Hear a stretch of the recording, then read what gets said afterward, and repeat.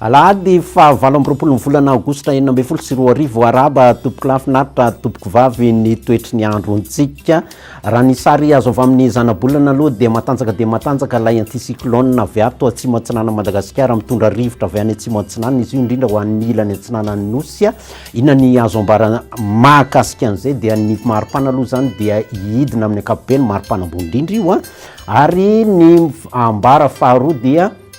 ahery ny fitsokan'ny rivotra amin'ny faritra avo ray manontolo amin'ny faritra ny afovoantany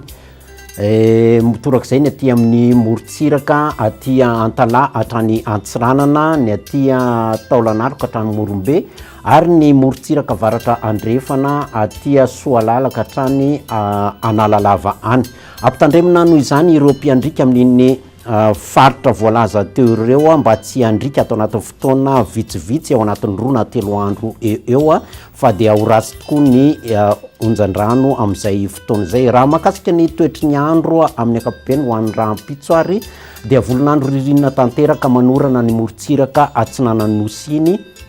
andrahona arahana herika zany amin'ny ilan'ny atsinanan'ny afovoantany zany hoe Analamanga ny ilany atsinana Vakinakaratra ny ilany atsinana ny Amoromanifa aloatra mangory tafiditra ao anatin'ilay orana miaraka amin'ny ilany atsinana ny fena iny Otimatsiatra iny ao anatin'ny orana ny faritra sisa dia maina amin'ny ankapobeny voalaza teo moa fa mafy ny fitsokan'ny rivotra amin'ny faritra avo ray manontolo ny aty morontsiraka avaratra atsinanana ny aty amin'ny atsimon'ny Nosy ary ny aty amin'ny avaratra Andrefana Nosy ny tolakandro mbola manorina hatrany ny morontsiraka atsinanan'ny Nosy fa ny ala ny taty amin'ny atsimo taty amin'ny faritra Nosy taty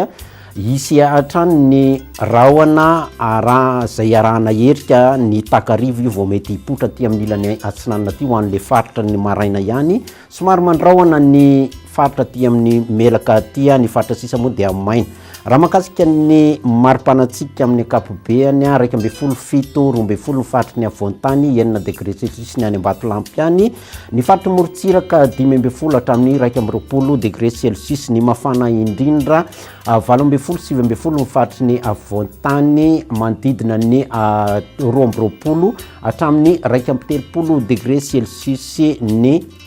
faritra morontsiraka 23 zany any Maivatanana toetrandro amin'ireo tanan-dehibe ivelany Madagascar manorina tandrifin-drahona rankotroka any amin'ny Bangkok Masoandro be Johannesburg maina ny andro Milan Paris ary Nairobi ho an'ny Nosy manodidina antsika isy orina tandrifin-drahona no arahana rivotra any amin'ny Port Louis Saint-Denis any maina ny andro ny any